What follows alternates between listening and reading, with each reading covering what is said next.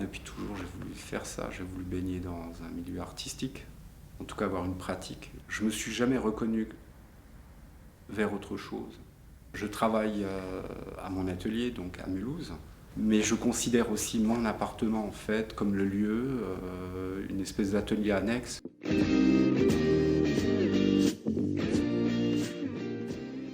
Alors en général, je travaille avec beaucoup d'objets, souvent liés au quotidien, qui ont un lien direct ou indirect avec le corps, qui suggèrent, mais jamais évidemment, j'utilise pas le corps à proprement dit.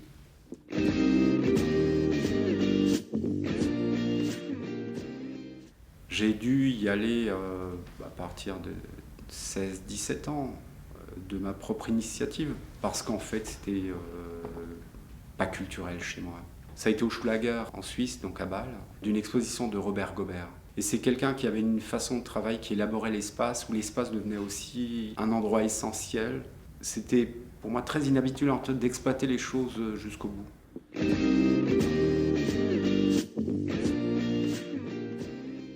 Ça a un prix évidemment, mais en même temps, voilà, c'est épanouissant. Pour ma part, en fait, c'est peut-être essayer de regarder les choses autrement, regarder le monde autrement, regarder le paysage autrement. L'art n'existe pas sans la vie, que la vie n'existe pas sans l'art. Pour moi, c'est deux choses qui viennent se chevaucher. Si c'est secondaire, évidemment, on va vers autre chose. Si c'est essentiel, la question, elle n'est plus à poser, quoi.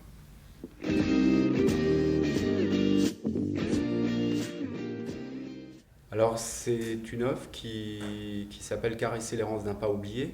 Elle est constituée d'un tapis sur lequel est posée une chaise, qui a l'apparence d'une chaise mais qui n'est pas une chaise, et d'une paire de chaussures, des boules. Tous ces objets-là sont recouverts du même tapis.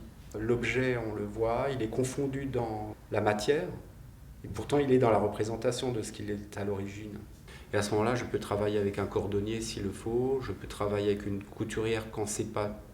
J'essaye de faire un maximum de choses moi-même, mais lorsque ça sort de mes portées, ça m'intéresse aussi de collaborer avec un artisan. Sur la paire de chaussures, évidemment, ça suggère un corps, ça peut être vous, moi. Un questionnement qui est ce que je suis, moi, à l'intérieur, ce que je suis dans ce que je représente, et comment les gens me perçoivent.